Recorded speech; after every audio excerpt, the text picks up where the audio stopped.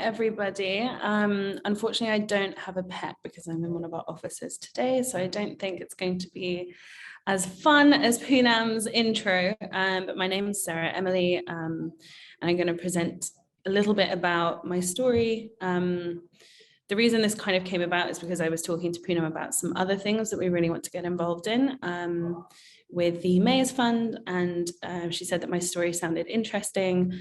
Not sure if I agree, maybe you do, but I will share it anyway, just in case you're interested. One heads up before I get started. I'm really, really bad at PowerPoints, and usually I use Google Slides, but the company that I work with now uses a Microsoft Suite. So yes, it looks like my 4-year-old niece put it together. I'm really sorry. But feel free to well, I guess interrupt with questions during, that's completely fine. I'm just going to take you through, I suppose, my career and early education, and leave a section there for you to ask questions about some of the companies that I worked with or any learnings. And then in the second part, I'm going to talk a bit about MATCHESFASHIon and what we do, which will hopefully help give you a little bit of insight. So again, please don't judge me for the PowerPoint.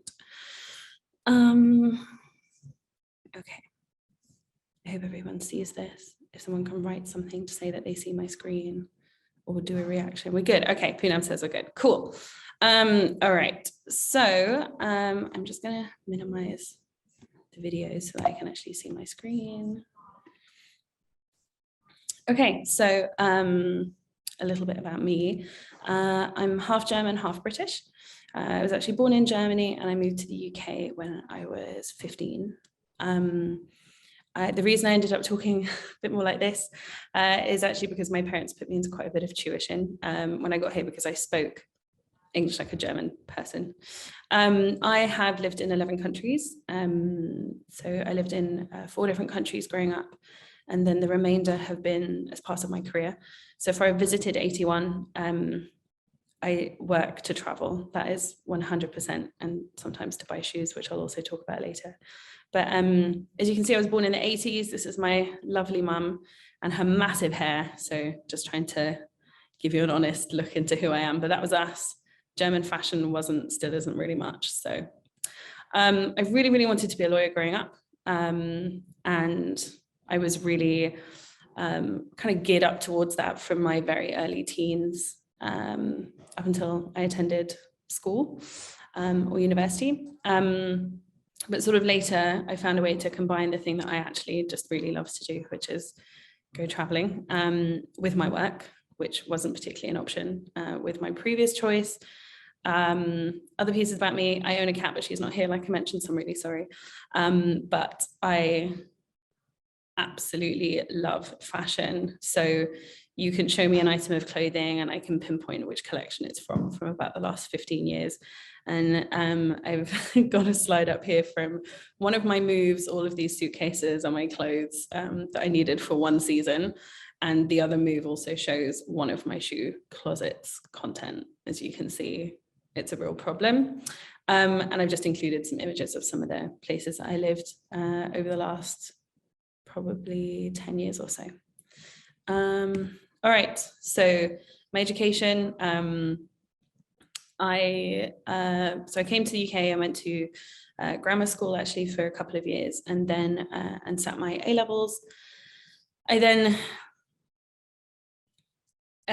well, to be very honest, my family were pretty prescriptive about what I would go and do. So the deal was that they would pay for my undergrad, but back when I went to university, which feels like a million years ago, it was actually very affordable to go. By comparison, my youngest sibling's first year of her undergrad cost what my whole senior education did. So it was pretty affordable back then. But the deal was that they would pay for my degree if I basically took one of a couple of subjects that they were happy with.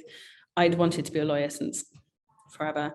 So I went to university. I got into Sheffield with an unconditional offer, which was quite rare. Absolutely loved it. Loved my time there. Great city, lovely people. Was just so happy to study there.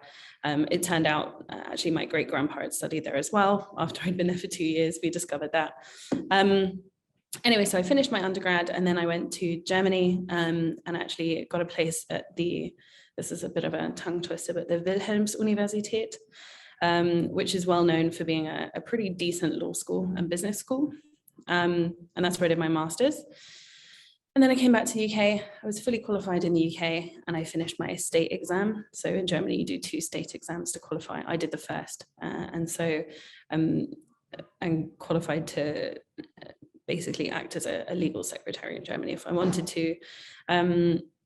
Came back to the UK, fully qualified thereafter, and then did it for 18 months because I very quickly discovered it wasn't for me. For anyone that cares, I actually went into Islamic financial compliance. It's as dry as it sounds, but it did give me the opportunity to go and live abroad in my own right rather than following my parents around, which is what I'd done till then. I'd actually never been to the Middle East before I moved, which was kind of wild in retrospect. But I moved to Bahrain, which for anyone that doesn't know is they've built a bridge from Saudi across. It's a tiny, tiny country. And it's the only Middle Eastern country that has a more of a westernized legal system. It used to be a Portuguese colony. Loved it. Would move back tomorrow if you let me. Absolutely loved it. Unfortunately, what I didn't love was the job. So something that I'd spent really, honestly, years of my life preparing for, I realized in my early 20s, I didn't enjoy it. And, you know, really, what's the point in doing a job that you don't enjoy? And certainly I feel very differently about my line of work now. So after a lot of soul searching and quite a few conversations with my parents, I decided to leave the legal profession and the Middle East, which at the time sent me into a bit of a panic spiral. So I'll talk a little bit more about that later if anyone's interested to hear about it. But I really needed to figure out what to do next. And so, you know, I speak a few languages because I was raised abroad. So I speak German, English, Dutch, and Spanish, which is kind of a niche combination, and some pretty elementary Arabic, which I've lost quite a bit of now. And so I actually went to a recruiting agency and said, you know, this is my education, which is now useless. These are the languages I can speak in the sort of internships I have and all the rest of it. What should I do? And basically they offered me a job, and they were an agency that specialized in hiring people with multiple languages for different companies that needed it. So we had a finance sector, we had customer service, operations, so any kind of role that you would have anyway without the language requirement. A lot of companies also need with languages. And so I ended up working there for 1.5 years actually, and I worked for this amazing man who just gave me every opportunity because he saw that I was trying to learn and he saw that I was working hard. And so I brought in some awesome clients, and that meant that I got to work with quite a few different countries as well, which was really cool. So I landed Apple, Mercedes, Booking.com, trying to think, Lego, that one was really fun.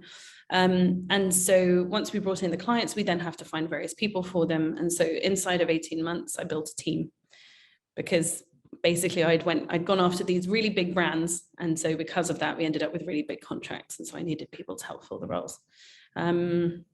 It wasn't easy. I think in retrospect, I'm making it sound really easy, but it was a really big adjustment also to overcome all this planning that I'd made that then ultimately wasn't to be. So, but it was an amazing opportunity actually. And I really did enjoy it. But then I was offered the opportunity to move in-house.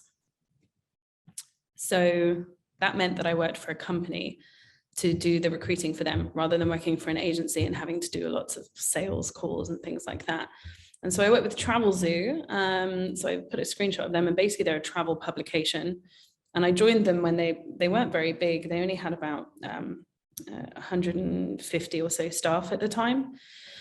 They'd never had an in-house recruiter. I'd never worked in-house, so it was a great combination. No one really knew what anyone was doing.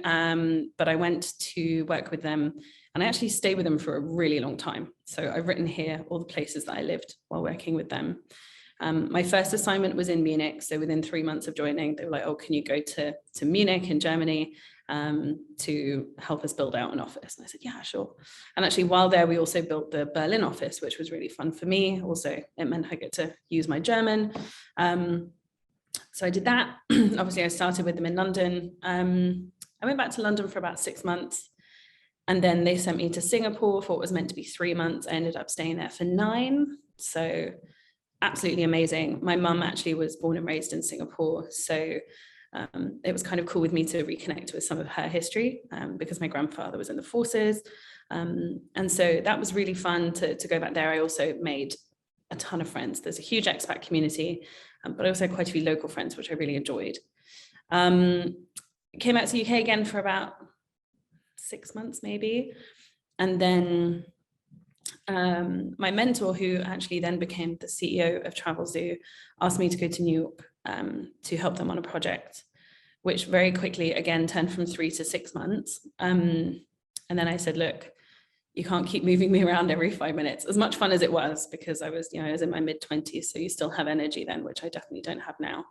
But I said, look, I'd really like to stay in one place for a bit longer. And he said, well, why don't you move out here then? The business at the time needed somebody in either LA or Chicago. So I took Chicago, and I have absolutely no regrets. I've made amazing friends. It really did a lot for my career, but it really enabled me to have that balance. Also from there, it's a great hub because Chicago is right in the center of North America. So I've visited all but 2 states in North America, which is more than most Americans, right? So I'm quite happy with that. I did a bunch of road trips. It was absolutely incredible. But from there, I also ended up with a 6-month placement in LA. You can see a theme here. Eventually, I came back to the UK, and then I went out to Sydney for 6 months. So he only listened to me once, but I lived in Chicago for about almost 4 years, I think. So it was quite a while. But I guess the point was, it started with one project that was like, oh, maybe this would work. And then from there, I just had to say yes, really, whenever I was offered an opportunity. And then, asking, which is, I guess, something else that I summarize later. Some of the things that I learned is this: there's a difference between volunteering for things and being told to do things or asked to do things. And I think Travelzoo is a great exposure of where you can do a little bit of both, to be honest, and just talk a bit more about, what you want. And so you can keep going on all these placements, but I said, hey, a bit longer than 6 months would be nice, so I can actually settle in and, maybe buy some house stuff and stop living on takeaways, which sounds really, really fun, but after 6 months can get a bit dry. Anyway, I was with him for a really, really long time. The business changed a lot in that time. We grew to about 600 people. We ended up with 25 offices globally, 3 of which I opened myself. So, it was just, I can't say enough things. It was just the absolute best experience for me. So I joined as this individual recruiter, a junior recruiter. And when I left, I was their global head of recruitment. So that's a lot of progression in 6 years, and it's still a small company, but I think it gives you a good idea of what some of the opportunities are of joining a smaller company or a startup.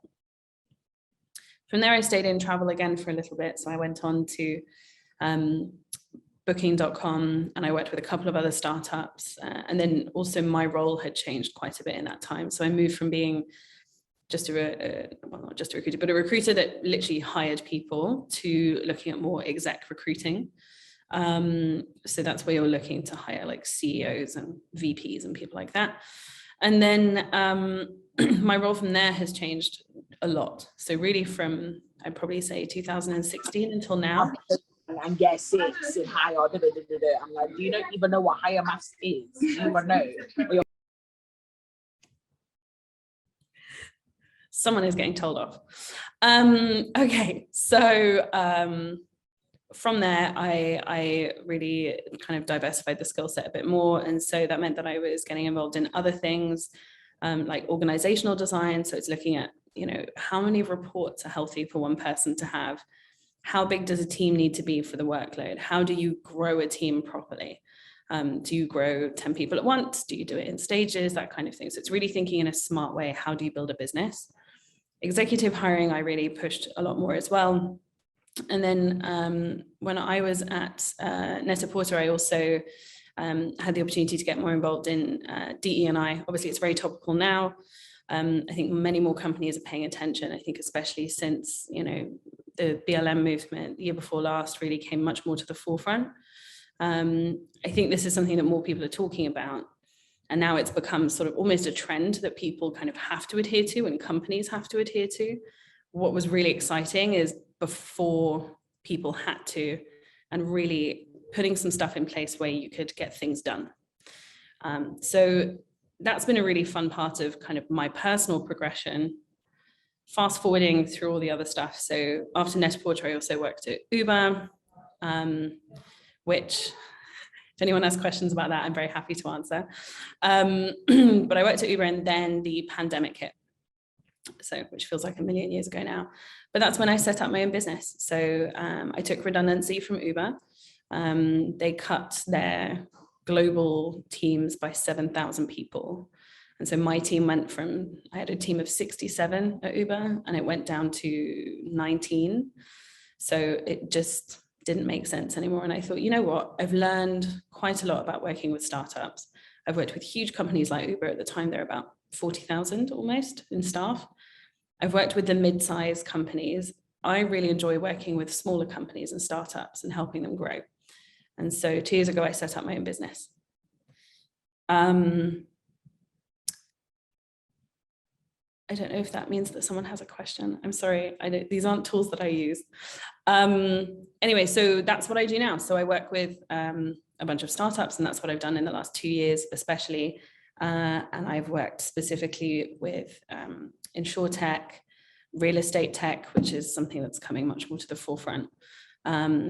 I have also, obviously, I'm working with fashion again, or e-commerce, luxury fashion. So I think it's been really interesting for me personally to get to know all those businesses. And so right now, I'm working with Matches, as you all know, because these slides are branded. So I hope that's insightful. In terms of, sorry, let me move on. In terms of my learnings, ignore or ask questions as relevant to you. But for me, some of the biggest learnings I had were when I left the legal world, I was a little bit lost initially. I know I found a role and that sort of thing, and that was great, but I needed a mentor to help shape where I was going. And so it's okay to change your mentor over time, but my recommendation is to get one, just to have someone outside of your sphere of like family and friends, or your boss, if you work, someone way outside of that, to give you a different perspective on your career specifically, or how you're behaving, or anything like that. So get a mentor. Say yes, but selectively. So don't be scared of a challenge. And if you don't know how to do something, say yes anyway and figure it out.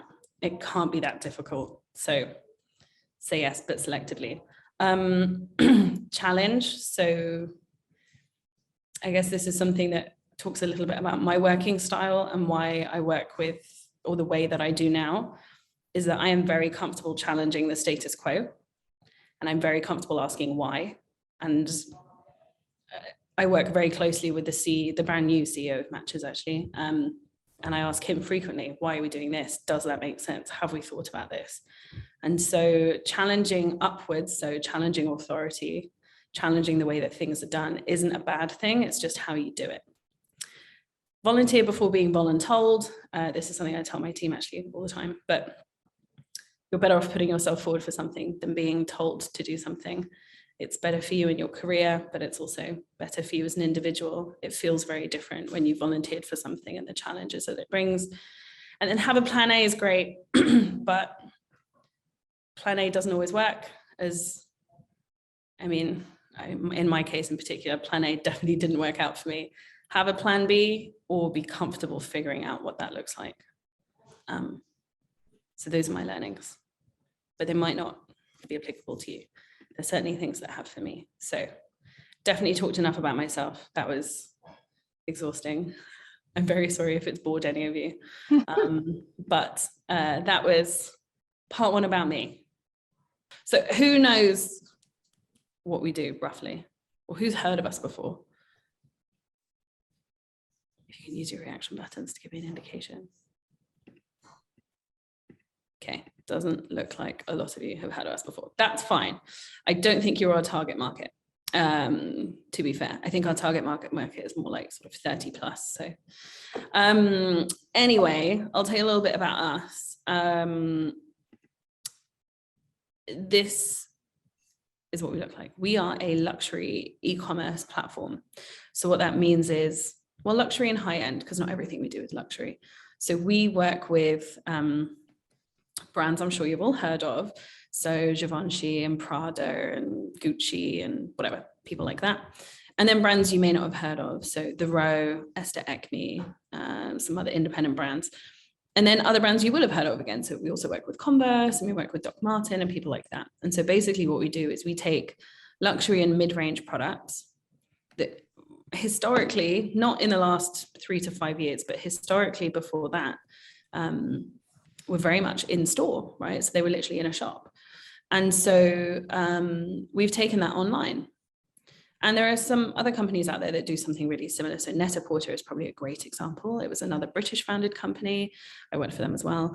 So that's why I happen to know about them. But, you know, that's another really good example. They're really interesting because their user base is different. Their user base is 45 plus in terms of age range.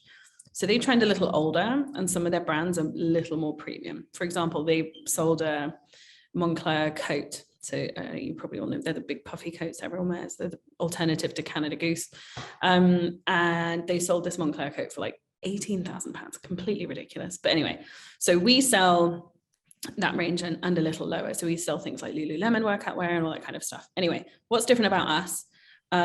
So many companies that work in this space. And so there's probably 3 or 4 big ones. You've got Farfetch, MATCHESFASHION, Net-a-Porter, and then you've got some smaller ones like Modus Operandi and people like that. But what makes us different is we have our website and we do all the same kind of same day delivery service and that sort of stuff. Our biggest markets are Korea, Germany, the UK, Hong Kong, and I'm missing one. There's another one that I can't remember, sorry. But those are probably our biggest markets. What makes us different is we have physical stores as well. And so they're 3 very different places. So we have a one in Carlos Place. And so that's the background to the middle picture here, which you can see is not just a really nice store that you go into. It's an event space. It's private shopping. So we have a whole team of people who do private shopping, which means that they have a book of clients. So they're customers that come to us and want to buy stuff. And their job is to put together looks and stuff for them. So you literally shop on someone else's behalf. Now, it's very difficult to get into and you really have to get it right because you can very quickly lose a customer's trust, right? If you put an outfit together that you think, oh, this is great, but you haven't thought about their style, that's a problem. And then floor 4 is watch. That's kind of our new brands and you know, any kind of additional material that we have on that piece. And then top floor is listen. So we have, basically it's a hub for broadcasting. We do a lot of our own recordings. We also have a podcast. There's a bunch of other stuff that happens up there. But you get the idea. It's not just come in. It's a really nice shop where they serve you champagne while you shop, right? It goes far beyond that. And then we have 2 other spaces that are more like an actual store, and they're all in London. Our biggest markets are very different from other suppliers. So Net-a-Porter, for example, has a huge stronghold in the US. We don't. We opened up an office, got it horribly wrong and had to unopen it very quickly, which wasn't great. But we do have an office in Hong Kong, and then we have a couple of offices in the UK. So I'm sat in one of them today. This one's called Here East. It's where our studio is. So it's where all the photographers and the models take pictures of all the clothing, the apparel, but we also have homeware. So they take pictures of that as well. And then we have a location in the Shard. We're on the 7th floor, so don't get too excited. We're not up top with a beautiful view. We overlook a train station, but it's a great location to go to work. And so I go there a couple of days a week as well. And then we have our distribution center, which is a huge warehouse that ships all over the world. And it's huge. Usually warehouses aren't exciting, but when they're full of Prada handbags, I get pretty excited. So I guess that gives you a little bit more of an insight as to who we are, how we're different. We run anything from, so we have menswear, women's wear, homeware. We've done a few capsule collections for children, but I mean, I just think it's ridiculous that you would put small children in designer clothing, but that's my own personal opinion. Anyway, so this is a bit more about us. That's what our website looks like, and the kind of brands that we work with. Here again is a representation of our different locations. So this excludes obviously the townhouse in Carlos Place, which you saw on the previous slide. We got here the Shard, here East, which is where I am today. Our distribution center, which again looks super boring on the outside, but is very exciting on the inside. And then the 2 other stores that we also have. We also then run probably once a quarter. We have these big kind of outlet days. So we have basically days where we do huge discounts and people line up for hours before and all that kind of fun stuff. Now to, I guess, the different departments that make up who we are. Obviously there's my team, which is team talent. We have a sister team, which is team people. They take care of making sure people get paid, benefits, if people need to go on maternity leave, if the hiring managers need help or coaching, so learning and development, that kind of stuff. So that's what they do.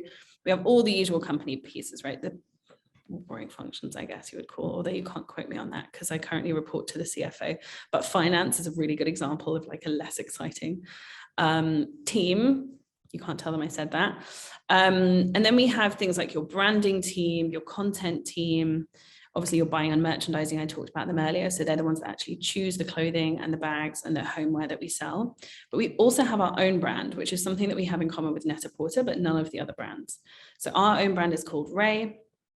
And we produce a small selection of homeware as well as women's wear, and then a basics men range, but it's not basic by any stretch of the imagination. It's like cashmere jumpers and stuff. So that's our own collection that we have. So we have our in-house like seamstresses and designers, and the office that I'm in today, there's a whole room just full of samples, which is great. I love going in there, but they don't let me in very often. So that's what they have in there. And then some of the other main teams, obviously you have operations and logistics. So that's physically getting everything from A to B, but importing as well.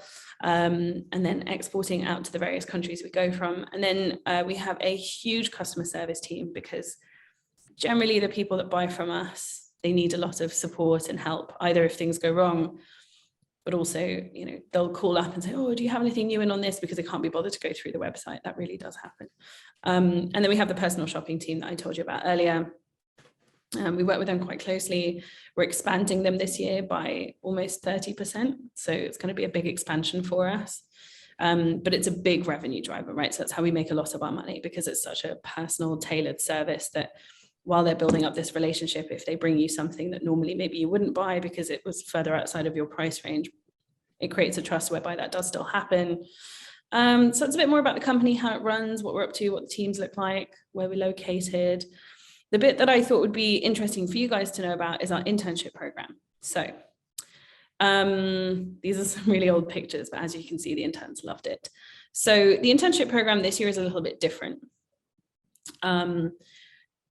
We have opened the criteria much further, and this goes back to some of what I was talking about in terms of inclusion and equity. So now we are open to anyone that's 18 or above. Before it was 20 or 21. And there's no degree requirement, obviously, because who has a degree at 18? And it's a 1-year paid program. So there's these different departments. So we have 8 departments, and it's not, you know, you're not there to make tea or anything like that. You really are doing various roles within this department. So there's a lot to learn. It's a great way to get really good hands-on experience. You work across multiple locations. Obviously for the photo studio, you tend to be here, which you can see in the background. For most of the others, you tend to be in the Shard. It also pays pretty well, actually. So the pay is 21,000 this year, which isn't bad. It's more than I made in my first job. But it's guaranteed 12 months of this paid internship program. So it's really cool, I think, that we're opening it up so much further to get people included in this that are really interested to learn more about the fashion industry and how it works. So these are the departments across which we'll be hiring. The internship program opens up in a couple of weeks, 14th of February, I think that's the Monday. So that's when this opens, and basically we have everybody apply, we review them, and then we select about 120 people to come in for a selection process in person, and then we choose our 10 interns to work with us for a year. To give you an example, we've hired 2 people from last year's cohort on a permanent basis, which is quite cool. If you're interested in knowing more, you can ask me here. You can find us on LinkedIn. We're always publishing on there about what we're up to. And then it goes live on the 14th. So this might not be for you, but maybe some of your friends might be interested, or you might want to apply next year or the year after. So take a look, keep in touch. But I thought it was relevant to let you guys know about it. And also a great way to showcase it. So yeah, tell your friends. Thanks.